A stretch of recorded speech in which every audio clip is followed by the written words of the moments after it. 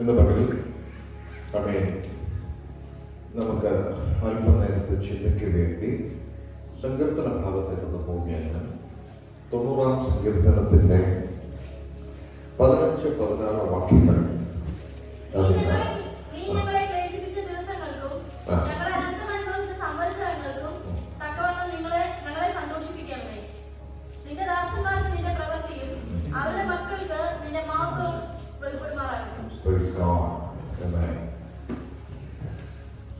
സാധാരണ നമ്മൾ സങ്കീർത്തനങ്ങളിൽ നിന്ന് അല്ല മെസ്സേജുകൾ സംസാരിക്കാറുള്ളത്. എങ്കിലും കഴിഞ്ഞ ദിവസം എൻ്റെ ഉള്ളിൽ പെട്ടെന്ന് ആത്മാവിൽ ഇടപെട്ടൊരു വാക്യമായത്, അതുകൊണ്ടാണത് തിരഞ്ഞെടുക്കാനായിട്ടിടയായത്. അങ്ങനെ ഈ സങ്കീർത്തനത്തെ കുറിച്ച് അതിന്റെ പശ്ചാത്തലം എപ്പോഴും പറയുന്നത് മോശ എഴുതിയ സങ്കീർത്തനമാണ്. മോശയുടെ സഹോദരനായ അഹരോൻ മരിച്ച് മരണത്തിന്റെ ശേഷം കൂടുണ്ടായിരുന്ന ദൈവത്താൽ നൽകപ്പെട്ട ശുശ്രൂഷകനെ പോലെ കൂടുണ്ടായിരുന്ന അഹരോൻ സ്വന്തം ബ്രദറാണെങ്കിലും എല്ലാ കാര്യങ്ങളിലും സപ്പോർട്ട് ചെയ്തിരുന്ന ആളും ഈ ലോകത്തിൽ നിന്ന് മാറ്റപ്പെട്ടു. ശരിക്കും പറഞ്ഞ ആ വേദന ഉള്ളിൽ വഹിക്കുന്ന സമയത്ത് അദ്ദേഹം പാടിയ പാട്ടാണ്, ദൈവമേ നീ തലമുതലമുറയാൽ നിങ്ങളുടെ സങ്കേതമാകുന്നു, പർവ്വതങ്ങളുണ്ടാകുന്നതിനും നീ ഭൂമിയെയും ഭൂമണ്ഡലത്തെ നിർമ്മിക്കുന്നതിന് മുമ്പ് അനാദിയായും ശാശ്വതമായും ദൈവമായിരുന്നു, നീ മർത്തിനെ മുടിയിലേക്ക് തിരികെ ചേർമാറാക്കുന്നു എന്ന് പറഞ്ഞ ആ സങ്കീർത്തനം അദ്ദേഹം പാടി വരുമ്പോ അതിനകത്ത് ഒരു വാക്യമാണ് നമ്മൾ വായിച്ചത്.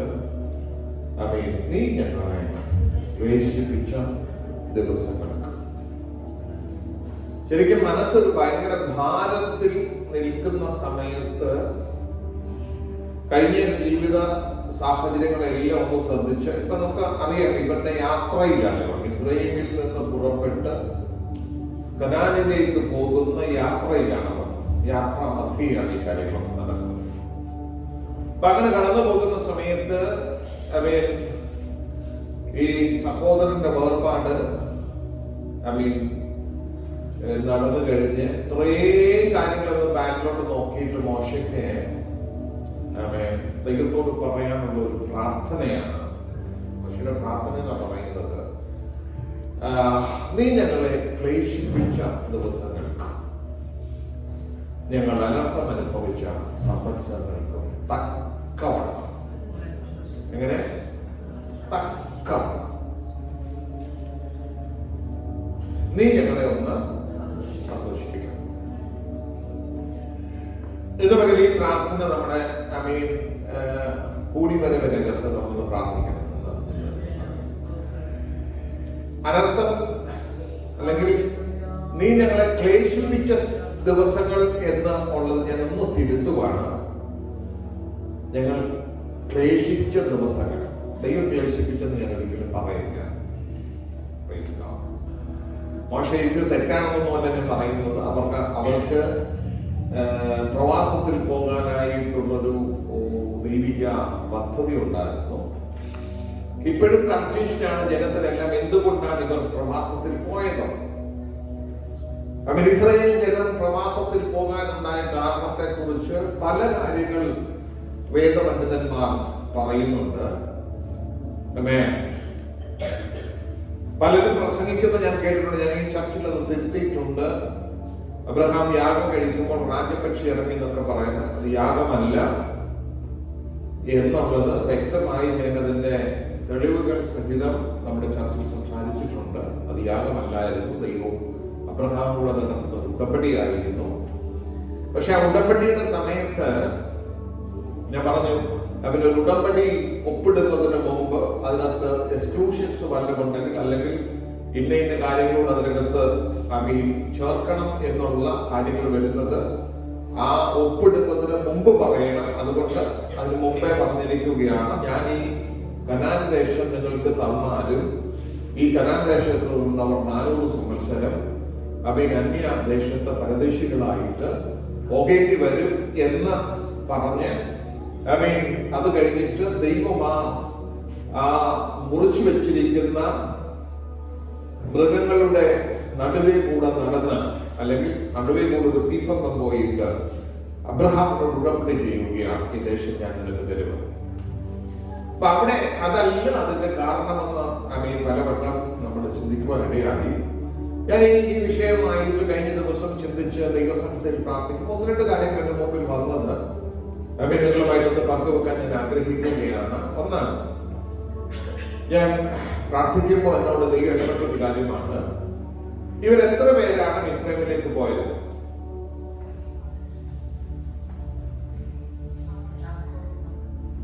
അതെത്ര പേരാണ്? പുസ്തകത്തിൽ എഴുതിയിട്ടുണ്ട് 70 പേര്. ഇവിടെ പോയത് ആകെ 70 പേര്. 400 കൊല്ലം കഴിഞ്ഞപ്പോൾ വരുന്നത് എത്ര പേരാ? പുരുഷന്മാർ തന്നെ 6 ലക്ഷം പേര്. അതിന്റെ കണക്കുകളൊന്നും ഒത്തിരി പറയാനായിട്ട് ഞാൻ പോകുന്നില്ല. എന്ന് പറഞ്ഞാൽ മനസ്സിലാക്കുക, ദൈവം ഒരു ജാതിയെ തിരഞ്ഞെടുത്ത് അവരെ ഒരു രാഷ്ട്രമാക്കാൻ വേണ്ടി ദൈവം പദ്ധതി ഇട്ടപ്പോ ദൈവത്തിന്റെ കാര്യപരിപാടി അതുപോലെ വെളിപ്പെട്ടു വരുവാൻ ഈ ജനം പ്രവാസത്തിൽ പോയിട്ട് തിരിച്ചു വരുമ്പോൾ ഇസ്രായേൽ എന്ന് പറയുന്നത് വലിയൊരു ജനസംഖ്യയുടെ വലിയൊരു സമൂഹമായി മാറി. അത് ദൈവത്തിന്റെ കാര്യപരിപാടിയുടെ ഒരു കാര്യമായിരുന്നു. രണ്ടാമത് നമുക്കൊരു വേദഭാഗം ഒന്ന് വായിക്കാം. യിരെമ്യാവിന്റെ പുസ്തകത്തിലേക്ക് ഒന്ന് പോയി. യിരെമ്യാവിന്റെ പുസ്തകം, യിരെമ്യാ പ്രവാചകന്റെ പുസ്തകം 5-ാം അധ്യായം 19-ാം വാക്യം വായിച്ച്.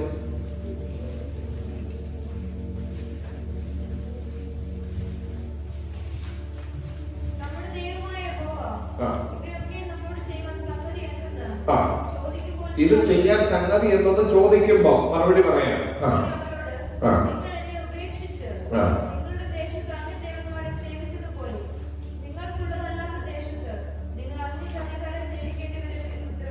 യിരെമ്യാവ് പ്രവചനത്തിൽ അദ്ദേഹം വെളിപ്പെട്ട ഒരു കാര്യം പ്രവചനത്തിൽ എഴുതി വെച്ചിരിക്കുകയാണ്. എന്തുകൊണ്ടാണ് ഇങ്ങനെ സംഭവിച്ചതെന്നുള്ളതിനെ കുറിച്ച് നാളെ ചോദിച്ചാൽ ആ ചോദിക്കുമ്പോ മറുപടി പറയേണ്ട കാര്യത്തെ കുറിച്ചാണ്. അന്യദേവന്മാരെ നിങ്ങൾ ആശ്രയിക്കാൻ പോയത് കൊണ്ട് അന്യ ജാതിയെ നിങ്ങൾക്ക് സേവിക്കേണ്ടി വരും. അതവിടെ നിൽക്കട്ടെ. മൂന്നാമതൊരു കാര്യം കൂടെ ഞാൻ പറയുകയാണ്. ഇത് പ്രാർത്ഥനാ മുറിയിൽ ദൈവത്തോട് കാലങ്ങൾക്ക് മുമ്പ് ഇടപെട്ട ഒരു കാര്യമാണ്. ഇതൊക്കെ നമുക്ക് വളരെ ഗൗരവത്തോടെ ചിന്തിക്കേണ്ട കാര്യമാണ്. അതായത് ഇത്രയും നല്ല ഒരു ദേശം ഇവർക്ക് ദൈവം അവകാശമായിട്ട് കൊടുത്തു. ഈ അവകാശമായിട്ട് കൊടുത്ത ദേശത്ത് ഇവര് പാർത്ത് എല്ലാം നടക്കുമ്പോ ഇവരെന്താ ചെയ്തെന്നറിയാവോ? ഇവിടെ കൃഷി ചെയ്യുകയല്ല, ഇവരിവിടെ ആടിനെ തീറ്റുന്നു. തറ ഫലഭൂഷ്ടമായ ഒരു സ്ഥലം അവർക്ക് കൊടുത്ത് അവര് ഞാൻ പറഞ്ഞ യോസഫിന്റെ അടുത്തേക്ക് ഇവർ എന്താ പറയുക ധാന്യം കൊള്ളാൻ വേണ്ടി പോകുന്ന സമയത്ത് ഇവരുടെ കയ്യിൽ അവർക്ക് കൊടുത്തുവിടാനായിട്ട് പറ്റുന്ന സുഗന്ധ പശ, തേന്, ബദാം പരിപ്പ്, ഇങ്ങനെയുള്ള കുറെ നട്ട്സും ഇതൊക്കെയാണ് കൊടുത്തുവിടുന്നത്. കാരണം ഇത് ഉള്ള അവിടെ മനസ്സിലാകുന്ന ഞാൻ വിചാരിക്കുകയാണ്. യോശുവയുടെ പുസ്തകത്തിലേക്ക് വരുമ്പോൾ അല്ലെങ്കിൽ സംഖ്യാപുസ്തകത്തിലേക്കൊക്കെ വരുമ്പോ ഈ പറയുന്ന സ്ഥലത്ത് ഇവരെ മാറ്റിയിട്ട് 400 സംവത്സരം വേറൊരു ജാതിയുടെ കയ്യിലേക്ക് ദൈവം കൊടുത്തപ്പോ അവിടെ 7 വിധ സമ്മിശ്ര ജാതികൾ ഉണ്ടായിരുന്നു. ജാതികളുടെ കയ്യിലേക്ക് കൊടുത്തപ്പോ 400 കൊല്ലം കഴിഞ്ഞവർ വരുമ്പം അവിടെ ഉണ്ടായിരിക്കുന്ന ഒരു മുന്തിരിക്കൊല എടുക്കണമെങ്കിൽ 2 പേര് വേണമായിരുന്നു. പറയുന്നത് മനസ്സിലാകുന്നേ? അത്രമാത്രം ഫലപുഷ്ടമായ പാലം തേൻ ഒഴുകുന്നു എന്ന് പറയുന്ന ദേശം ഇവർക്ക് കൊടുത്തിട്ട് ഇവരെ കൊണ്ട് അവിടെ ആടിനെ തിരിഞ്ഞ് നടക്കാനല്ലാതെ മറ്റൊന്നും ചെയ്യാൻ കഴിയാതെ ഇരുന്നപ്പോ ദൈവം പറഞ്ഞു, ഇത് നിങ്ങളെ പുറത്താക്കിയിട്ട് ഞാൻ വേറൊരുത്തനെ ഏൽപ്പിക്കാൻ പോവുകയാണ്. അവൻ നിങ്ങൾക്ക് വേണ്ടി കൃഷി ചെയ്യും.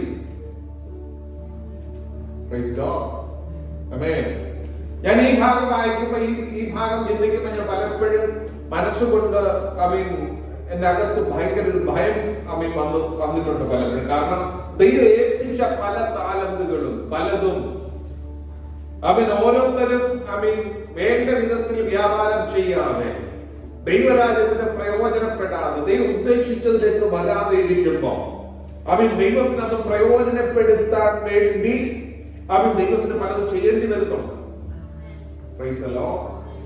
നമ്മൾ തന്നെ ചിന്തിച്ചാൽ മതി, നമ്മളെ ഏൽപ്പിച്ച കാര്യങ്ങൾ നമ്മൾ വിശ്വസ്തയോടെ ചെയ്യുന്നുണ്ടോ? നമ്മൾ ഈ കാര്യങ്ങൾക്കകത്ത് എങ്ങനെ നിൽക്കുന്നു എന്നുള്ളത് നമ്മൾ തന്നെ ചിന്തിച്ചു നോക്കിയാൽ മതി, നമ്മുടെ ജീവിതം എങ്ങനെ പോകുന്നു എന്നുള്ളത്. സുവിശേഷം പറയാൻ നമ്മളെ ഏൽപ്പിച്ചിരിക്കുന്നു. സുവിശേഷം പറയാൻ ഇന്നലെ അവിടെ എന്താ പറഞ്ഞേ സ്ട്രീറ്റ് മിനിസ്ട്രി ഉണ്ടാകും. സുവിശേഷം പറയാൻ പങ്കുവെക്കാൻ വേണ്ടി ചർച്ചയായിട്ട് ക്രമീകരിച്ച കാര്യമാണ്. അതിന് ലീഡേഴ്സ് അവരൊക്കെ പോയി അവിടെ പോയ അവിടെ കാക്കാടൊക്കെ നിന്ന് കുഞ്ഞുങ്ങളെ ഓർത്ത് ഞാൻ ദൈവത്തിന് സ്തോത്രം ചെയ്യുന്നവരെ ഞാൻ അംഗീകരിക്കുന്നു. പക്ഷെ ഞാൻ ചോദിക്കുന്നത്, ഈ ഒരു കാര്യം ഏൽപ്പിച്ചത് ഈ ഒരു 2-3 പേരെ മാത്രമല്ല. അതിപ്പോ ചർച്ച വരെ ഒരാളെ അങ്ങനെ പറഞ്ഞു എന്ന് മാത്രമേ ഉള്ളൂ. എന്തുകൊണ്ട് നമുക്ക് എല്ലാവർക്കും പോകാൻ പറ്റുന്നില്ല? ഇത് ഇത് ഒരാൾക്ക് വേണ്ടി മാത്രം മാറ്റിവെച്ചിരിക്കുന്ന കാര്യമൊന്നുമല്ല. ഇത് ദൈവത്താൽ നിയോഗിക്കപ്പെട്ട കൊലസ്ലേഖനം പറയുന്നേ പുത്രന്റെ രാജ്യത്തിലാക്കി വെച്ചവന് സ്തോത്രം ചെയ്യാൻ കഴിയണം. അവനെ കുറിച്ചുള്ള കാര്യങ്ങൾ പറയാൻ നമ്മൾ തയ്യാറാവണം.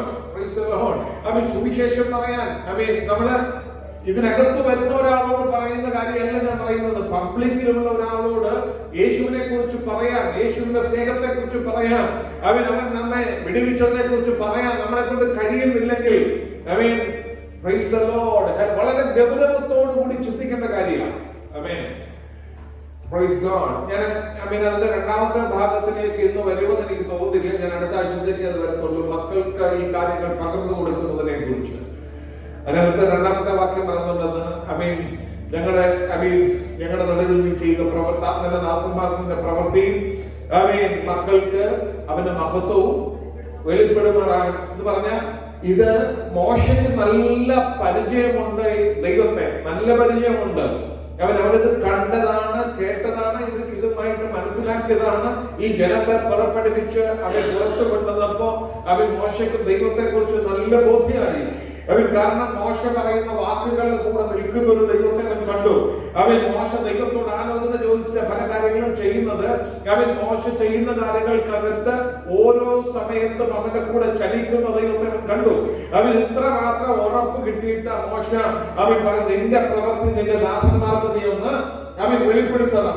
പോരാ നിന്റെ മഹത്വം ഉണ്ടല്ലോ, ഞങ്ങള് മാത്രം കണ്ടാ പോരാ, ഞങ്ങളുടെ തലമുറയ്ക്ക് അതൊന്ന് കൈമാറണം.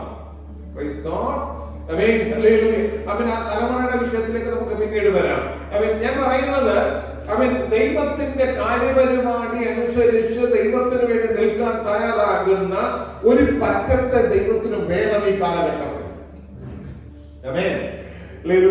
ഞങ്ങൾക്ക് ഡ്യൂട്ടി ഉണ്ട്, നല്ല കാര്യം. ഡ്യൂട്ടി ഉണ്ട്, കാര്യങ്ങൾ ചെയ്യാൻ ഇതെല്ലാം വേണം. വേണമെന്നൊന്നും ഞാൻ പറയുന്നില്ല. പക്ഷെ ഇതെല്ലാം തന്ന ദൈവത്തെ സ്തുതിക്കാൻ നിനക്ക് കഴിയണം. ഇതെല്ലാം തന്ന ദൈവത്തെ മഹത്വപ്പെടുത്താൻ നിനക്ക് കഴിയണം. നിനക്ക് നന്മ ചെയ്ത ദൈവത്തെ കുറിച്ച് 4 പേരോട് പറയാൻ നിനക്കൊണ്ട് കഴിയണം. നിന്റെ അകത്ത് ദൈവത്തിൽ നിന്ന് ലഭിച്ചിരിക്കുന്ന ചില താലന്തുകൾ ഉണ്ടല്ലോ, അത് വ്യാപാരം ചെയ്യാൻ തയ്യാറാവണം. അല്ലാതെ എന്തെങ്കിലും ഒരു കാര്യത്തിനകത്ത് നിന്നിട്ട് അങ്ങനെ ജീവിതത്തെ മുന്നോട്ട് കൊണ്ടുപോകാൻ വേണ്ടി നിങ്ങൾ ആരും ഇരിക്കരുത്. ദൈവത്തിന് വേണ്ടി പ്രയോജനപ്പെടാൻ ഏത് നിലവാരത്തിലാണെങ്കിലും ദൈവത്തിന് വേണ്ടി പ്രയോജനപ്പെടാൻ തയ്യാറാകണം. ഞാൻ പറഞ്ഞു വന്നത് ഈ പറയുന്ന ഇവരുടെ കഷ്ടതയിലൂടെ പോയ ആ കാലഘട്ടം, ഇവർ ബുദ്ധിമുട്ട് അനുഭവിച്ച കാലഘട്ടം, ഇതെല്ലാം വെച്ചിട്ട് മോശം പറയുകയാണ്. നീ ഞങ്ങളെ ക്ലേശിപ്പിച്ച ദിവസങ്ങൾക്കും ഞങ്ങൾ അനർത്ഥം അനുഭവിച്ച സംവത്സരങ്ങൾക്കും തക്കവണ്ണം എന്ന് പറഞ്ഞ മോശയ്ക്ക് ഒരു കാര്യം അറിയാം, എന്നും കഷ്ടതയല്ല എന്ന് മോശയ്ക്കറിയാം, എന്നും പ്രശ്നമല്ല എന്ന് മോശയ്ക്കറിയാം. ഇന്നിവിടെ രാവിലെ സംസാരിച്ച കൂട്ടത്തിൽ ദാവീദിന്റെ കാര്യം പറയുന്നത് കേട്ടു. നിങ്ങൾ ശ്രദ്ധിച്ചേ, ദാവീദ് എന്ന് പറയുന്ന ഒരു ഇടയ ചെറുക്കനായിട്ട് അവൻ കാട്ടിൽ നിന്നപ്പോ അവന് ഒരു കുഴപ്പമില്ലായിരുന്നു. ഒറ്റ കുഴപ്പമില്ല. അവൻ ആടിനെ നോക്കിയാൽ മതി, അവൻ അതിന് വേണ്ടുന്ന കാര്യങ്ങൾ ചെയ്താൽ മതി. അവൻ നമുക്ക് പറയാം വീട്ടിൽ അംഗീകാരം കിട്ടിയില്ല, അല്ലെ മറ്റൊരാൾ അംഗീകരിച്ചില്ല, ഇതൊക്കെ ഒരു ഭാഗമാണ്. പക്ഷെ ഇതൊന്നും അല്ലാതെ അവൻ വളരെ കൂളായിട്ട് അവിടെ മൃഗങ്ങളെ നോക്കി, ഈ ആടിനെ നോക്കി അവൻ അവന്റെ ജീവിതം കൊണ്ടുപോവുകയാണ്. പക്ഷെ ദൈവത്തിന്റെ കാര്യപരിപാടി അനുസരിച്ച് അവൻ ഇസ്രായേലിൽ രാജാവാകാനുള്ളവനാണ്. നീ കാട്ടിലാ കിടക്കുന്നത് ശരിയാ, പക്ഷെ നീ രാജാവാകാനുള്ളവനാണ്. അവന്റെ നിയോഗം എന്താ? രാജാവാകാൻ വേണ്ടിയുള്ളതാണ്. അവൻ ജനിച്ചപ്പോഴേ ആ നിയോഗം അവനെ കിടക്കുകയാണ്. അവന്റെ നിയോഗത്തിൽ നിന്ന് മാറാൻ ദൈവം മാറ്റിയെങ്കിലേ അവന്റെ നിയോഗത്തിൽ നിന്ന് മാറാൻ പറ്റൂ. അവന്റെ സാഹചര്യം കാടാന്നുള്ളത് ഒരു വിഷയമല്ല. അവൻ ആരും എന്താ പറഞ്ഞേ അവഗണിച്ചു പോയി, എല്ലാരും അവഗണിച്ചു, അതൊരു വിഷയമല്ല. അവനെ കുറിച്ചുള്ള ദൈവിക പദ്ധതി എന്തോ. പക്ഷെ ഒരു കാര്യം ഞാൻ പറയാൻ വന്നത് എന്താ ചോദിച്ചാൽ, നേരെ ഇടയനെ പിടിച്ചുകൊണ്ടെന്ന് സിംഹാസനത്തിൽ ഇരുത്തത്തില്ല.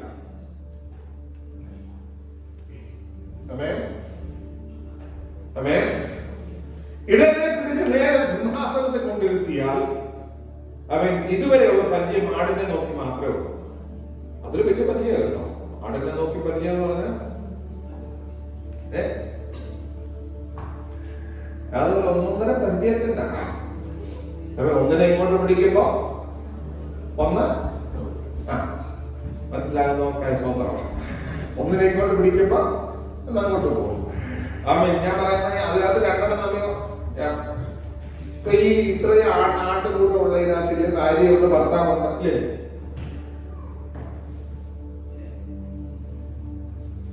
എന്നോട് ക്ഷമിക്കണം. നമ്മള് ഇതുപോലെ ഫിക്സ് ചെയ്ത് വെച്ചിരിക്കുന്ന പോലെ ഭാര്യ ഭർത്താവ് അല്ലാത്തത് കൊണ്ട് അവർക്ക് വലിയ പ്രശ്നമില്ല. മനസ്സിലായില്ല? അത് ഇതാണ്. ഞാൻ പറഞ്ഞു വന്നത്, അവര് തമ്മിലൊരു പ്രശ്നം ഉണ്ടായാലും ആർക്കാ പ്രശ്നം? അതുകൊണ്ട് അതൊരു വിഷയമാണ്, ഇല്ലെന്നല്ല. പക്ഷെ അതിനകത്ത് എന്തോ ചെയ്യണമെന്ന് ദാവീദ് നല്ലപോലെ അറിയും. ആ കാര്യങ്ങളൊക്കെ നോക്കി അതുങ്ങളെ അതിൻ്റെതായ സ്ഥലത്ത് കിടത്തി അതിനെ ചെയ്യേണ്ട ശുശ്രൂഷകൾ ചെയ്തുകൊണ്ട് ദാവീദിനെ അറിയാം. പക്ഷെ അതല്ല സിംഹാസനത്തിൽ വന്ന ചെയ്യാനുള്ളത്. അതിനൊരു പ്രോസസ്സിലൂടെ അവൻ പോയേ പറ്റും. അവന്റെ ജീവിതത്തിൽ ആ പ്രോസസ്സിലൂടെ പോയി അവസാനം മരുഭൂമിയിൽ വെച്ചൊരു ദിവസം അവൻ ഈ അഭിഷേകം വീണവൻ പറയുകയാണ്, സകല മനുഷ്യരും മോഷ്ട് പറയുന്നു എന്ന് ഞാൻ എന്റെ പരിഭ്രമത്തിൽ പറഞ്ഞു. എന്റെ പരിഭ്രമം ഉണ്ടാക്കിയത് നിനക്ക് നിന്റെ പേര് വീണ അഭിഷേകം തീർന്നാന്നോ? അല്ലല്ല, എന്റെ പേര് വീണ അഭിഷേകം വലുതാ. പക്ഷേ എന്നോട് അഭിഷേകം ചെയ്തിട്ട് അവൻ ശമൂവേലിന് പറഞ്ഞു, ഇസ്രായേലിന്റെ പ്രഭുവായി അവൻ രാജാവായി നിന്നെ അഭിഷേകം ചെയ്തിരിക്കുന്നത്. പക്ഷെ അതുപോലും എനിക്കിപ്പോ സംശയമാണ്. കാരണം എന്റെ മുമ്പിൽ അതിന്റെ വഴികളൊന്നും തെളിയുന്നില്ല. അമേൻ, അമേൻ. എന്ന് പകൽ ഞാൻ ഇവിടെ ഒരു ദൂത് വിളിച്ചു പറയാൻ ആഗ്രഹിക്കുകയാ. അവൻ സാധ്യതകൾ ഉണ്ടെന്ന് പറഞ്ഞാൽ വഴിയൊന്നും തെളിയുന്നില്ല എന്ന് നിന്റെ മുമ്പിൽ നിൽക്കുമ്പോ, അമേൻ, അമേൻ, ഇന്ന് നീ വിശ്വസിക്കാൻ തയ്യാറാകാമോ? അവൻ എന്നെ കുറിച്ചുള്ള ദൈവിക നിയോഗം അതായതുകൊണ്ട്, എന്നെ കുറിച്ചുള്ള ദൈവിക നിയോഗം അതായതുകൊണ്ട്, പ്രൈസ് ഗോഡ്, ഞാൻ ആ സീറ്റിൽ ചെന്നിരിക്കുമെന്ന് അവൻ ആർക്ക് വിശ്വസിക്കാൻ കഴിയുമെന്ന് പറയുന്നു. അവൻ കല്ലിൽ വന്നപ്പോഴേ സാധ്യത ഇല്ലെന്നായിരിക്കുന്നത് ശരീരം അവൻ കല്ലിൽ കേട്ടത്. അവൻ സാധ്യതകൾ ഇല്ലെന്നായിരിക്കും നീ കേട്ടത്. അവൻ കല്ലിൽ പക്ഷെ നിന്റെ മേൽ നിയോഗമുണ്ടെന്ന് ഇന്ന് മകൻ നീ വിശ്വസിക്കാൻ തയ്യാറായ നിന്നോട് ദൈവത്തിന്റെ ആത്മാവ് പറയുകയാണ്. അവൻ നിനക്ക് വേണ്ടി വഴി തുറക്കാൻ കഴിയുന്ന ഒരു ദൈവമുണ്ടെന്ന് ഇന്ന് മകൻ നീ വിശ്വസിക്കാൻ കഴിയണ്ട. അവൻ വെറുതെ ദൈവത്തിനോട് ഇടപെടുന്ന വെറുതെ ആഗ്രഹിക്കുന്നവന്ന ഇന്ന് മകൾ അവന്റെ ദൈവത്തെ വിശ്വസിക്കാൻ കഴിയുമെങ്കിൽ അവൻ വിശ്വസിക്കാം.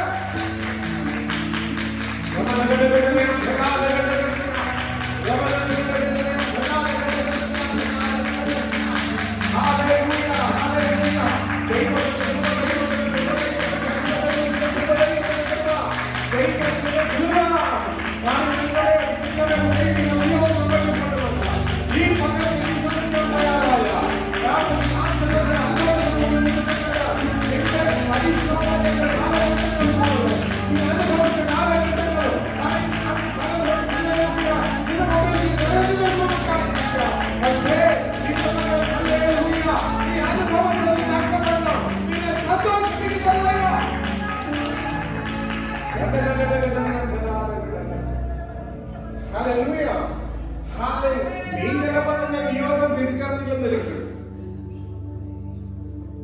നിയോഗം നീ അറിഞ്ഞിട്ടില്ലായിരിക്കാം. പക്ഷെ ഈ പകൽക്കാലം ഇവിടെ വെളിപ്പെടുന്ന ദൂതനകത്തും ഞാൻ ഒരു കാര്യം പറയാം. ദൈവത്തിന് അതിനെ കുറിച്ചൊരു പദ്ധതിയുണ്ട്. ആമേൻ, ആമേൻ. അതിൽ നീ ചെന്ന് കയറുന്ന പൗലോസ് പറയുന്ന ഒരു വാക്ക് എനിക്ക് എപ്പോഴും ഭയങ്കര ഇഷ്ടമാണ്. ഞാൻ ഈ പറഞ്ഞത് സംഭവിക്കും, ഞാൻ എന്റെ ദൈവത്തെ വിശ്വസിക്കുന്നു.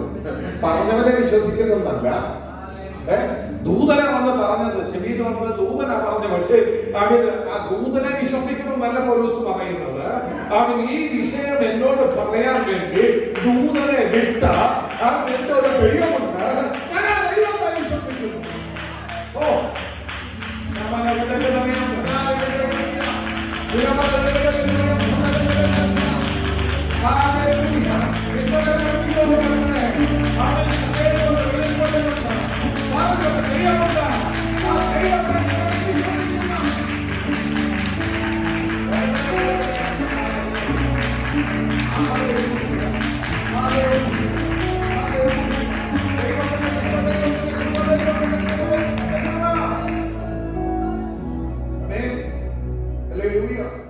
ഇതുപോലെ തന്നെയാണ് അവൻ ഒരുത്തൻ സ്വപ്നം കണ്ടതിനെ കുറിച്ച് രാവിലെ പറഞ്ഞത്. ഒരുത്തൻ സ്വപ്നം കണ്ടു. ആ കാലഘട്ടത്തിൽ അത് അനുവദിച്ചു കൊടുക്കാൻ പറ്റുന്ന കാര്യമില്ല. അപ്പനും അമ്മയും കൂടെ അവനെ വണങ്ങുന്നുണ്ട്. അമ്മേ, ഞാനതിനെ എങ്ങനെ തിരുത്തി പറയും? ചരിത്രം തിരുത്തുകയല്ല, നമ്മുടെ കാര്യത്തിലൂടെ ഒരു തിരുത്തി പറയും. അപ്പനും അമ്മയും പോലും നിന്നെ അമ്മേ വേണ്ട വിധത്തിൽ മൈൻഡ് ചെയ്യാതിരിക്കുന്ന ഒരു വിഷയമാണ്. അമ്മേ, അവർ നിന്നെ അംഗീകരിക്കും.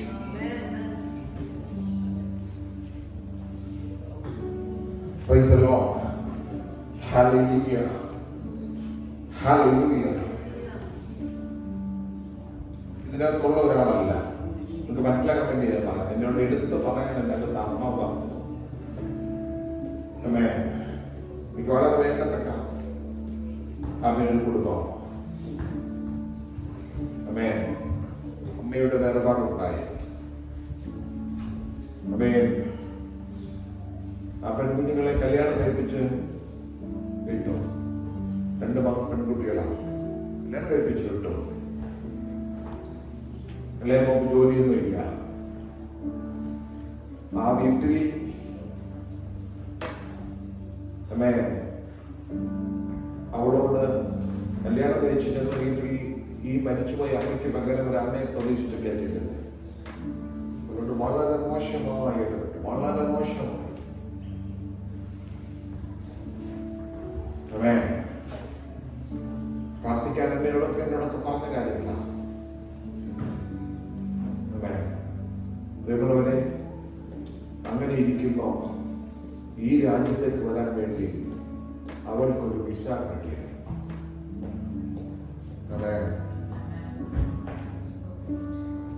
അവൾ ഈ രാജ്യത്തേക്ക് കയറി പോരുന്നതിന് മുമ്പേ അമ്മായിമ്മ എന്ന് അവളോട് കെട്ടിപ്പിടിച്ച് ചെറിയിച്ചു.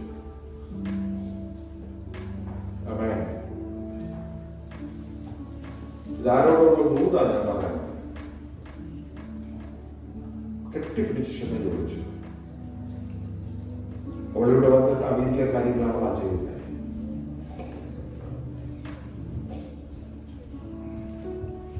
നമ്മുടെ നോട്ടിങ്ങല്ല ഇത്.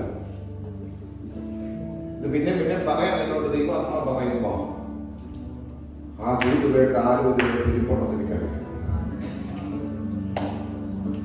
വന്നു കഴിഞ്ഞപ്പോ ഇപ്പൊ അവള് പറയുന്ന ആ വീട്ടിലെ കാര്യം, അവള് ഇവിടുന്ന് പറയുന്ന കാര്യങ്ങൾ ആ വീട്ടിൽ നടക്കുന്നത്. നിന്റെ സാഹചര്യത്തെ മാറ്റാൻ കഴിയുന്ന, നീ സ്വപ്നം കണ്ടില്ലായിരിക്കാം, പക്ഷെ ഇന്ന് സ്വപ്നം കണ്ടോളാന്നാണ് ഞാൻ പറയാം. ആരായാലും എന്ന് പറയുന്നത് സ്വപ്നം കണ്ടോ. അമ്മേ, നിന്റെ മുമ്പിൽ അതിന്റെ വഴി തുറക്കുമെന്ന്, വഴി തുറക്കുമെന്ന്, വഴി തുറക്കുമെന്ന്, വഴി തുറക്കുമെന്ന്. Hallelujah, hallelujah. ജോസഫേ, അവൻ നിന്റെ പോക്ക് ചെറുതല്ലായിരുന്നു, നിന്റെ പ്രശ്നങ്ങൾ ചെറുതല്ലായിരുന്നു. സ്വന്തം സഹോദരങ്ങൾ പോലും നിന്നെ വേണ്ട വിധത്തിൽ അവൻ അംഗീകരിച്ചില്ല. നിന്റെ സ്വപ്നം കൊണ്ട് നീ അവിടെ കല്ലിന് പുറത്താക്കപ്പെട്ടു. അല്ല, ഇശ്മായേൽ കച്ചവടക്കാർക്ക് വിൽക്കപ്പെട്ടു. അത് കാരണം കൊണ്ട് തീർന്നില്ല, കാരാഗ്രഹത്തിൽ വരെയായി. ഇതെല്ലാം നിന്റെ മന്ത്രിപദത്തിലേക്കുള്ള യാത്രയാണ്.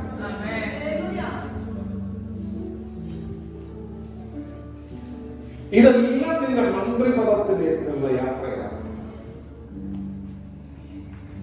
സ്വപ്നങ്ങൾ ഒരിക്കലും വൃഥാവാകില്ലെന്ന് ഇന്ന് പറയാൻ വൃഥാവാകില്ലെന്ന് പറയാൻ ആത്മാവെന്ന്. നീ കണ്ട പേക്കിനാമിനെ കുറിച്ചല്ല ഞാൻ പറയുന്നത്. പേക്കിനാം ഒന്നുമല്ല, നിന്റെ ഉള്ളിൽ നീ കാണുന്ന ഒരു ദർശനമുണ്ട്. ഉറക്കത്തിൽ കിടന്ന് കണ്ടൊരു സ്വപ്നമൊന്നും അല്ല ഞാൻ പറയുന്നത്. എന്റെ ഉള്ളിൽ ദൈവമേ, ഇപ്പൊ ഞാൻ ഈ പറഞ്ഞുകൊണ്ടിരിക്കുമ്പോ അതിന്റെ ഉള്ളിൽ ഇങ്ങനെ പറയുന്നു, ഇങ്ങനെ ഒരു കാലം എനിക്ക് ദൈവം തന്നിരുന്നെങ്കിൽ, ഇങ്ങനെ ഒരു അവസ്ഥ എനിക്ക് ദൈവം തന്നിരുന്നെങ്കിൽ, ഇങ്ങനെ ഒരു സമയം എനിക്ക് ദൈവം തന്നിരുന്നെങ്കിൽ. ഇന്നലെ എന്നെ അവൻ പൂജിച്ച് തള്ളിയ പൂജിച്ച് തള്ളിയ വ്യക്തിത്വങ്ങളുടെ മുൻപാകെ നേരെ നീക്കത്തക്കവണ്ണമുള്ളവർ അവസ്ഥയുടെ ജീവിതമേ ദൈവം തന്നിരുന്നെങ്കിൽ, നിന്റെ ഹൃദയത്തിന്റെ ഉള്ളിൽ നീ ചിന്തിക്കുന്ന ഒരു കാര്യത്തെ ഇന്ന് ദൈവത്തിലേക്ക് കൈമാറിക്കോ. ഈ ദൂത് നിനക്കായി കൈമാറുക.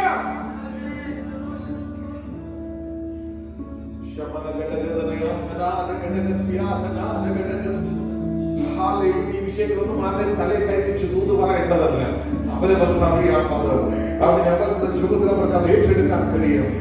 നിന്റെ അവസ്ഥകൾക്ക് ഒരു മാറ്റം തരാൻ കഴിയുന്ന ഒരു ദൈവത്തെയാണ് ഇന്ന് പകൽക്കാലം ഇവിടെ പ്രസന്റ് ചെയ്യുന്നത്. കഴിഞ്ഞ കാലങ്ങളിലൊക്കെ ഈ ദൈവത്തിന് വേണ്ടി നിന്നിട്ടുണ്ടെങ്കിലും അവൻ വേണ്ട വിധത്തിൽ കാര്യങ്ങൾ എത്തിയില്ല. പക്ഷെ ഇന്ന് രാവിലെ എനിക്ക് പറയാനുണ്ട്, ഇന്നലകളിൽ നീ ക്ലേശിച്ച ദിവസങ്ങളുണ്ടല്ലോ, ഇന്നലകളിൽ നീ ബുദ്ധിമുട്ടിയ നാളുകളുണ്ടല്ലോ, അതിന് തക്കവണ്ണം നിനക്ക് പകരം തരാൻ കഴിയുന്ന, അതിന് തക്കവണ്ണം നിന്നെ സന്തോഷിപ്പിക്കാൻ കഴിയുന്ന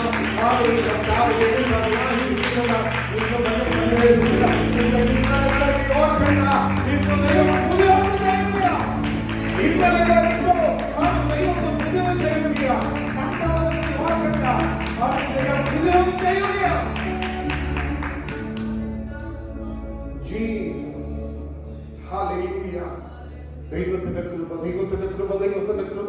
നിങ്ങൾ ഈ പുസ്തകത്തിനെ കത്ത് ശ്രദ്ധിച്ചു നോക്കിയോ, നല്ല കോളിംഗിലേക്ക് വന്നവരല്ല, നല്ല ലെവലിലേക്ക് വന്നവരല്ല, ഒരുപാട് അനുഭവങ്ങളിലൂടെ പോയിട്ടുണ്ട്.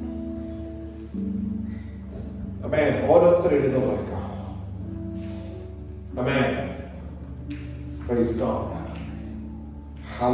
ഞാൻ ദാവീദിനെ കുറിച്ച് പറഞ്ഞു, യോസഫിനെ കുറിച്ച് പറഞ്ഞു, യാക്കോബിനെ നോക്കാം. ഇസ്രായേൽ എന്ന പേര് കിട്ടി ഒരു ജാതിയായി മാറിയ ഇസ്രായേൽ പുസ്തകത്തിന്റെ കത്ത്. അബ്രഹാം കഴിഞ്ഞാൽ ഇസഹാക്കാണ് അടുത്ത ആളെങ്കിലും, പക്ഷെ അതിനേക്കാൾ അവൻ ഉപയോഗിക്കപ്പെട്ട അല്ലെ ദൈവത്താൽ അവൻ തെരഞ്ഞെടുക്കപ്പെട്ട് നിന്ന ഒരാളാണ് യാക്കോബ്. അടിമത്വത്തിൽ വരെ പോയി, അടിമയായി പോകേണ്ടവരെ. പക്ഷെ അവൻ മടങ്ങി വരുമ്പോ ബെഥേലിലേക്ക് അവൻ യാഗപീഠപ്പെട്ടത് യാഗം കഴിക്കുന്നു.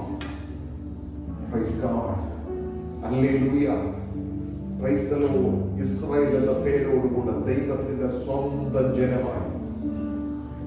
ഈ ദൈവത്തിന്റെ സ്വന്തം ജനമായെന്ന് പറയുമ്പോൾ എനിക്ക് തോന്നുന്നു ആരുടെ ഉള്ളിൽ അതെന്തോ അത് ബോധ്യമാകുന്നില്ല. ദൈവത്തിന്റെ സ്വന്തം ജനമാണെന്ന് പറയുമ്പോൾ ദൈവത്തിന് ഞാനെന്ന് പറയുന്ന ഒരാൾ വിലപ്പെട്ടതാണെന്ന് ഞാൻ ചിന്തിക്കുകയാണ്. നമ്മൾ ഈ മാനുഷികമായിട്ടുള്ള പല സ്നേഹങ്ങളും പല ബന്ധങ്ങളും വെച്ചാൽ പലപ്പോഴും ദൈവത്തെ പോലും വളർത്തുന്നത്.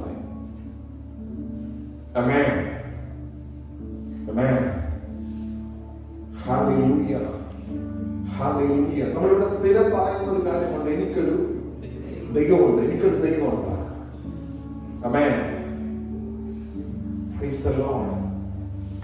അതൊരു ദിവസം ഒരു ദേവദാസനോട് വന്നപ്പോൾ അദ്ദേഹം പറഞ്ഞു, എന്റെ അപ്പൻ ദൈവമാണെന്ന് പറയുന്നത്. അതൊരു ദൈവം എന്റെ അപ്പനാണെന്നല്ല പറയുന്നത്, എന്റെ അപ്പൻ ദൈവം, എന്റെ അപ്പൻ ദൈവം. അത്ര ഒരു ക്ലോസ് ഒരു ബന്ധത്തിലേക്ക് നിനക്കും എനിക്കും വരാൻ പറ്റുമോ? Praise God. Hallelujah. ഞാൻ പറയുന്നത് അതിനകത്ത് പഴയ നിയമത്തിനകത്ത് അവരെല്ലാം എടുത്ത് ഓരോന്ന് ചിന്തിച്ചോണ്ടിരിക്കാൻ സമയം ഞാൻ എടുക്കില്ല. മോശ നിങ്ങൾ നോക്കിയോ, മോശ ശക്തമായിട്ട് ദൈവത്താൽ ഉപയോഗിക്കപ്പെട്ടവന്. പഴയ നിയമത്തിനകത്ത് യേശുവിന് നിഴലായിട്ട് അത്രമാത്രം ജനത്തെ വിടുവിച്ചെടുത്ത അഭിഷക്തൻ. പക്ഷെ ആ അഭിഷക്തൻ എന്ന് പറയുന്നവന്റെ ജീവിതത്തിൽ രാജകൊട്ടാരമൊക്കെ ആദ്യം കണ്ടെങ്കിലും ഒരു സമയമായപ്പോ കൊട്ടാരം എല്ലാം കഴിഞ്ഞു, ഒരു ഭൂമിക്കായി.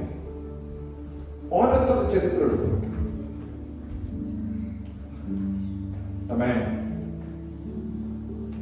Praise God. ഈ അനുഭവങ്ങളിലൂടെ പോകുമ്പോ ദൈവത്തിനൊരു കാര്യം നിർബന്ധം, ഇതാണ് നിങ്ങൾ പഠിക്കണ്ടേ. ഞാൻ ഉൾപ്പെടെ, അല്ല നിങ്ങളെ മാത്രം പറയാൻ പഠിക്കണ്ടേ. ദൈവത്തിന്റെ പുതിയ തലത്തിലേക്ക് വരുമ്പോൾ നമുക്ക് അത് കുറച്ചുകൂടി മനസ്സിലാകും. ദൈവത്തിന്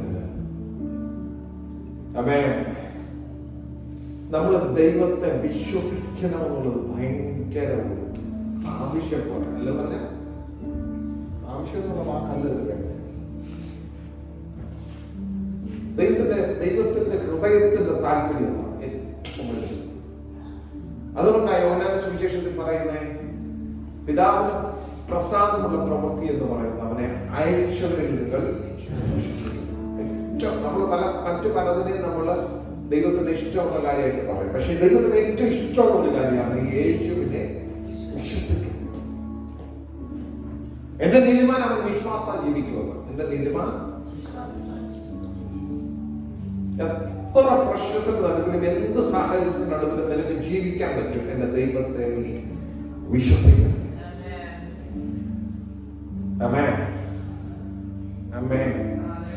ദൈവത്തെ വിശ്വസിക്കുന്നതെങ്കിൽ എന്ന് പറഞ്ഞൊരു വാക്കിനകത്ത് വിടാൻ എനിക്ക് പറ്റുന്നില്ല.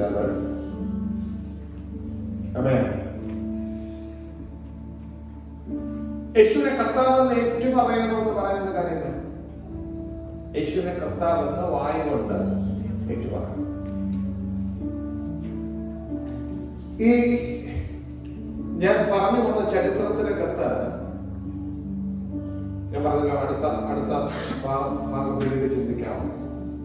അതിനകത്ത് ദൈവത്തിന്റെ കാര്യമുണ്ട്. നിന്റെ തലമുറ പോലും അറിയണം ഞാൻ അതിനെ വിരമിച്ചത്. തലമുറ പോലും അറിയണം ഞാൻ അതിനെ വിരമിച്ചത്. അതൊരു ദൈവത്തിന് ഭയങ്കര നിർബന്ധം. അതെന്താ കാര്യം ചോദിച്ചാൽ, നീ മാത്രമല്ല നിന്റെ തലമുറ പോലും വിശ്വസിക്കണം ഞാൻ ആ ദൈവം.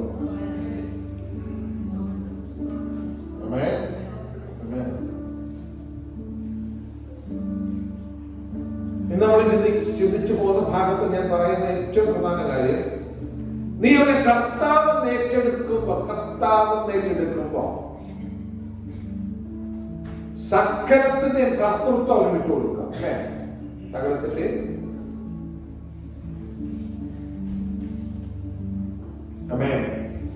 ഒരു വിവാഹം എന്നൊക്കെ പറയുമ്പോൾ അതൊരു ഉടമ്പടിയുടെ പുറത്താണ്.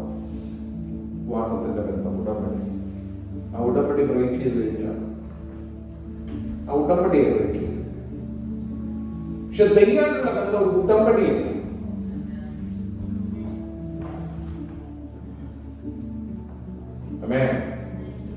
ഞാനും ശ്യാമുമായിട്ടുള്ള ബന്ധം എന്ന് പറയുന്നത് ഉടമ്പടിയുടെ പുറത്തുള്ള ബന്ധമല്ല. അതൊരു രക്തബന്ധം. ഞാൻ പറഞ്ഞിട്ട് മനസ്സിലാകുന്നത് രക്തബന്ധം.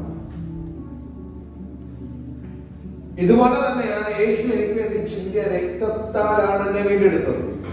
ഇതൊരു രക്തബന്ധത്തെക്കാൾ അപ്പുറം.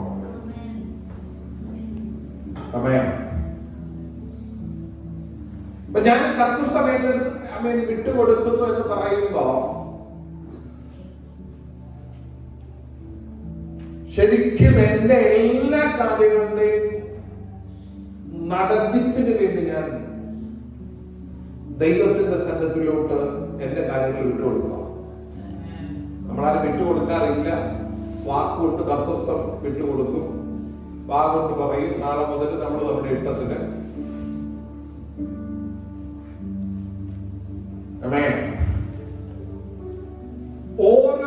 കാര്യങ്ങൾക്കകത്തും ദൈവത്തിന്റെ കർത്തൃത്വം ഒരാൾ അംഗീകരിക്കുന്നുണ്ടെങ്കിൽ എന്താ ചെയ്യുന്നത് ചോദിച്ചാൽ, ഒരു കാര്യം ചെയ്യുന്നതിന് മുമ്പേ ആത്മാവിനോട് ചോദിക്കും, ഞാൻ ചെയ്യണോ? അതുകൊണ്ടാണ് റോമലേഖനം പറയുന്നത്, ദൈവാത്മാവ് നടത്തുന്നവർ ദൈവത്തിന്റെ മക്കൾ. അപ്പൊ ആരെ നടത്തണ്ടേ? നമ്മൾ ശ്രദ്ധിച്ചു നോക്കിയാൽ നമ്മുടെ ജഡമാണോ നമ്മളെ നടത്തുന്നത്, നമ്മുടെ മനസ്സാണോ നമ്മളെ നടത്തുന്നത്, അതോ നമ്മുടെ പരിശുദ്ധാത്മാവാണോ നമ്മളെ നടത്തുന്നത്? നമ്മൾ ശ്രദ്ധിച്ചു നോക്കിയാൽ നമ്മൾ കർത്തൃത്വം വിട്ടുകൊടുത്തു, ശരിയാണ്, കർത്തൃത്വം വിട്ടുകൊടുത്തു.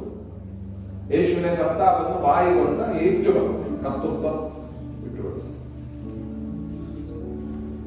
ആമേൻ.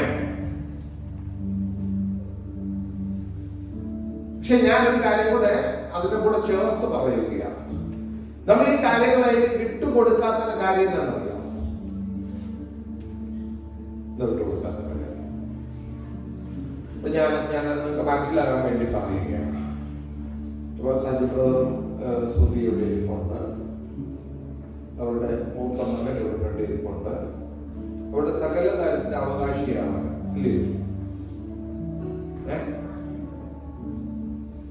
പക്ഷെ ഇപ്പൊ കൊടുക്കോ?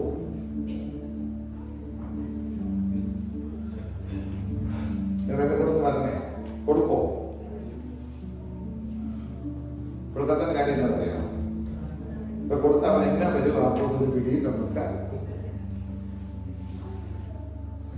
എന്ന് പറഞ്ഞ ഡെപ്തിൽ നമ്മളങ്ങനെ നോക്കിയാൽ നമുക്ക് മനസ്സിലാകും, അവനെ നമുക്കിപ്പോ വിശ്വസിക്കാൻ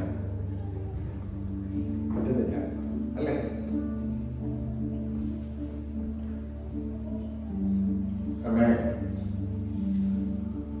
കുറച്ചുകൂടെ മാച്യൂർഡ് ആയിട്ടുള്ള ഒരാളാണെങ്കിൽ നമ്മൾ കുറച്ചുകൂടെ കാര്യങ്ങൾ ഏൽപ്പിക്കുക. എന്നാൽ എല്ലാ കാര്യവും, കാരണം അത്രയും നമ്മൾ ആളിനെ വിശ്വസിച്ചിട്ടുണ്ട്. നിങ്ങളുടെ കൂടെ ഉണ്ടല്ലോ.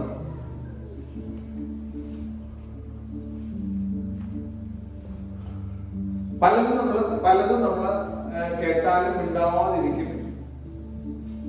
നമ്മൾ അത്രയും വലിയ സീരിയസ്നെസ് ഒന്നും കൊടുക്കത്തില്ല, നമ്മൾ അനുസരിക്കാനും പോകത്തില്ല. കാരണം കർത്താവിനെ അത്രയും വിശ്വാസം.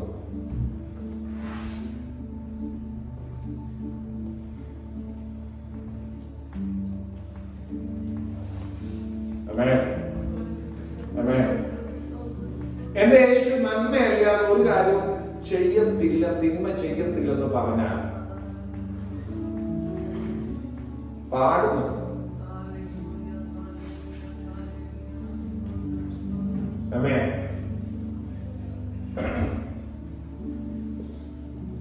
കഴിഞ്ഞ ദിവസം ഒരു ദേവദാസൻ പ്രസംഗിക്കുന്നത്, ഇത് എന്നോട് ആത്മാവ് ഇടപെട്ടതല്ല, അദ്ദേഹം പ്രസംഗിക്കുന്നത് കേട്ടതാണ്. അദ്ദേഹത്തോട് ഇടപെട്ടത്. കാരണം വേറൊരാളുടെ പ്രസംഗം എടുത്ത് പറയുമ്പോൾ അത് പറഞ്ഞിട്ട് അല്ലെങ്കിൽ ഞാനത് മോട്ടിച്ച് പറയാറില്ല. അല്ല, പുള്ളിക്ക് കിട്ടിയൊരു ദർശനമാണ് പുള്ളി പറയാം. എനിക്കിങ്ങനെ ജസ്റ്റ് ഒരു ഇതുപോലെ ഒരു മിനിറ്റ് കേട്ടത്.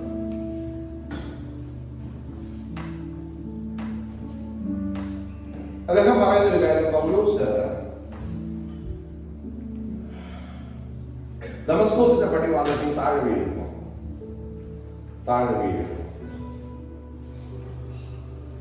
ദൈവം ചോദിക്കുന്ന, യേശു ചോദിക്കുന്ന, അല്ലെങ്കിൽ കർത്താവ് ചോദിക്കുന്ന ഒരു കാര്യമുണ്ട്. പൗലോസ് ചോദിക്കുന്നു, നീ ആരാകുന്നു കർത്താവേ എന്ന് പറയുമ്പോ, നീ ആരാകുന്നു കർത്താവേ എന്ന് പറയുമ്പോൾ, നീ ഉപദ്രവിക്കുന്നവനായ യേശുവല്ല. സത്യത്തിൽ പൗലോസ് യേശുവിനെ ഉപദ്രവിച്ചോ?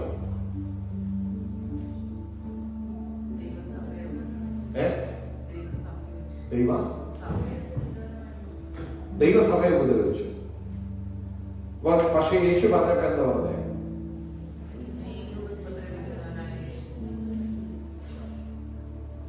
ഞാൻ ഇവന് 2 എണ്ണം കൊടുക്കണം, രാവിലെ ഞാൻ കൊടുക്കണം തീരുമാനിച്ചതാ, പിന്നെ കൊടുത്തില്ല. ഇപ്പൊ 2 എണ്ണം കൊടുക്കണമെന്ന് ചിന്തിച്ചാൽ, ഇവനെ ഇപ്പൊ ഞാൻ അടിക്കുവാണെങ്കിൽ എവിടെ അടി കൊടുക്കുന്നേ? അങ്ങോട്ട് പോകട്ടെ, എവിടെ അടി കൊടുക്കുന്നേ? അവന്റെ ശരീരത്തിൽ, അവന്റെ ശരീരത്തിലാണ് അടി കൂടുന്നത് അല്ലേ?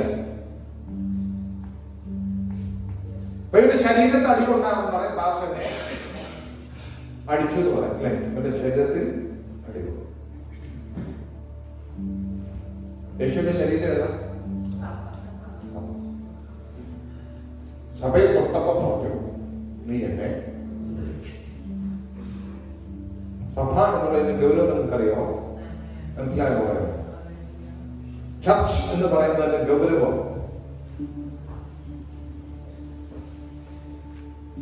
ഇതിനകത്ത് എന്ത് കാര്യം ചെയ്താലും, എന്ത് കാര്യം നെഗറ്റീവായിട്ട് നീ എന്തെങ്കിലും ഒരു കാര്യം ചെയ്ത ആർക്ക് ദോഷം ചെയ്തേ?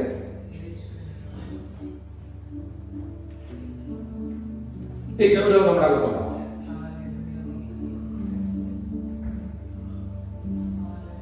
ആമേൻ, ആമേൻ. ഏതെങ്കിലും ഒരു രീതിയിൽ കസറയിടാനാണെങ്കിലെങ്കിലും മനസ്സിലാക്കാൻ വേണ്ടി എത്ര സിമ്പിൾ ആയിട്ട് ആണെങ്കിലും ഇത് രാവിലെ സമയത്ത് ആ കസറയൊന്ന് പിടിച്ചിട്ട് എനിക്കാണെങ്കിൽ ഈ ചർച്ചിനല്ലേ ഗുണമുണ്ടായ ചർച്ചിനുണ്ടായെന്ന് പറഞ്ഞ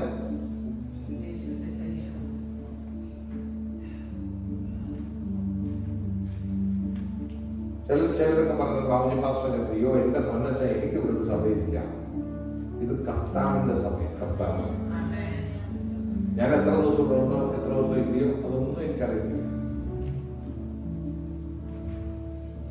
പക്ഷെ നീ ചെയ്യുന്ന ഓരോന്നും, ഓരോ കാര്യവും whether it is negative or positive, what will be there, അത് എന്താ ചെയ്തത് അങ്ങനെയാണ് ഈ ചർച്ചിന് വരുന്നത്. ആമേൻ, ആമേൻ, ഹല്ലേലൂയ. ഞാൻ ഈ കർത്താവിനെ എന്റെ കർത്താവായി സ്വീകരിച്ചു എന്ന് പറയുമ്പോ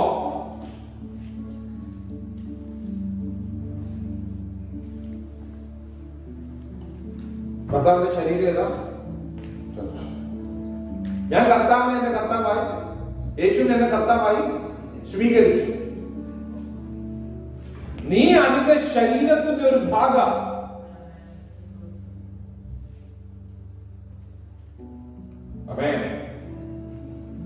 ആ ഗൗരവം നിന്റെ അകത്ത് വേണം. ഈ ശരീരത്തിന്റെ ഒരു ഭാഗമാണ് ഞാൻ എന്ന ഗൗരവം നിന്റെ അകത്ത് വേണം.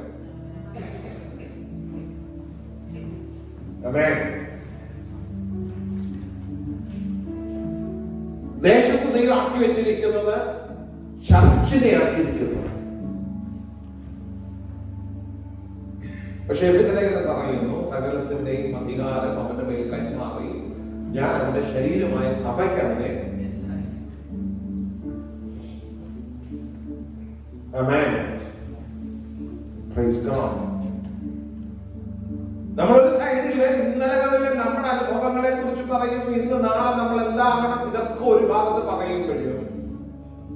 Be serious. നിന്നെ ദൈവം ആക്കി വെച്ചിരിക്കുന്ന ചർച്ചിനകത്ത്, ആമേൻ, ആമേൻ, അവന്റെ ശരീരമായ ആ സഭയ്ക്ക്,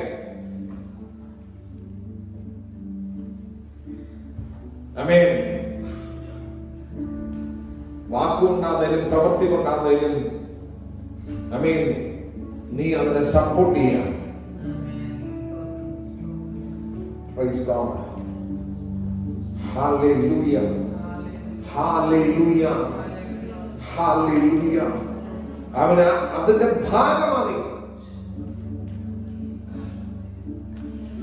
പ്രൈസ് ഗോഡ്.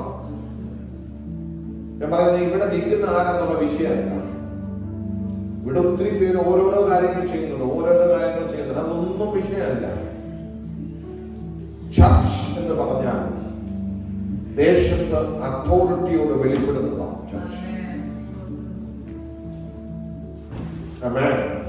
ഇത് വളരെ ഗൗരവത്തോടുകൂടെ നമ്മൾ സ്വീകരിക്കുന്ന കാര്യം. അപ്പോ യേശുവിനെ കർത്താവ് എന്ന് പറഞ്ഞപ്പോ ഒരു പകുതി കർത്തൃത്വം ചർച്ചിന് വന്നു എന്റെ പേര്. മനസ്സിലായോ ഞാൻ പറഞ്ഞത്?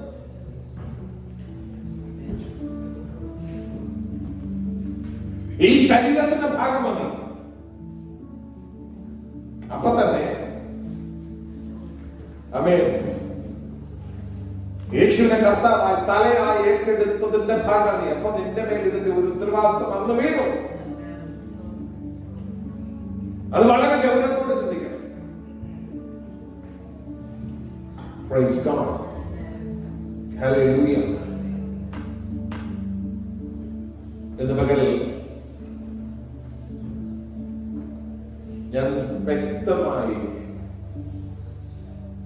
ആദ്യത്തെ ഭാഗം പ്രാർത്ഥിക്കാൻ ഉദ്ദേശിക്കണം. ഇന്നലകളിൽ നീ അനുഭവിച്ച ക്ലേശങ്ങൾക്ക് ഇന്നൊരു മറുപടി. ഇന്നലകളിൽ നീ അനുഭവിച്ച ക്ലേശങ്ങൾക്ക് ഒരു മറുപടി, ഒരു മറുപടി. ഒരുപാട് പരിഭൂമിയിലൂടെ പോയവരെല്ലാം അവരെ കുറിച്ചുള്ള നിയോഗത്തിലെത്തേക്കും നീ അനുഭവിച്ച ക്ലേശങ്ങളും, നീ അനുഭവിച്ച സങ്കടങ്ങളും, നീ അനുഭവിച്ച ആമേൻ ഹല്ലേലൂയ ബുദ്ധിമുട്ടുകളും ഞെരുക്കങ്ങളും എല്ലാം, ഓ ജീസസ് ഹല്ലേലൂയ, നിന്നെ അതിന്റെ നിയോഗത്തിലെത്തിക്കുമെന്ന് വിശ്വസിക്കാൻ കഴിയുന്നുണ്ട്. ഞാൻ പറയുന്നത് എല്ലാറ്റിനും ആ ആഴത്തിൽ എന്റെ യേശുവിനെ നീ വിശ്വസിച്ചേ പറ്റൂ. അവൻ നിന്റെ ജീവിതം ചെയ്ത് ഒരിക്കലും തിന്മയല്ല.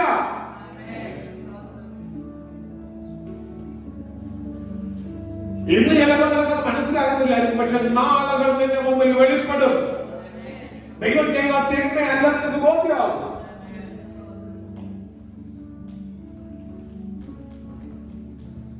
Oh Jesus,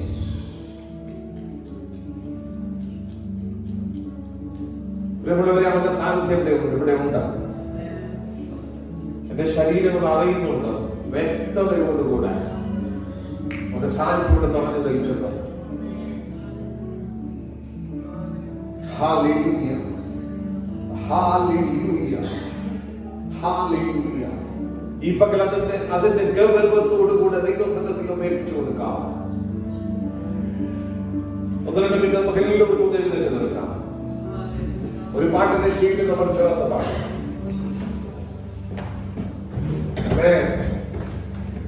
hallelujah, hallelujah. അവൻ ഇന്ന് പകൽ ഹല്ലേലൂയ ഈ വിഷയമായിട്ട് ബന്ധപ്പെട്ട് അവൻ പ്രാർത്ഥിക്കാൻ വേണ്ടി സമയമെടുക്കും. അല്പ മിനിറ്റുകൾ ഹല്ലേലൂയ. ആ പാട്ടിന്റെ ശീലുകൾ നമ്മൾ ചേർന്ന് പാടണം. Praise God. Hallelujah.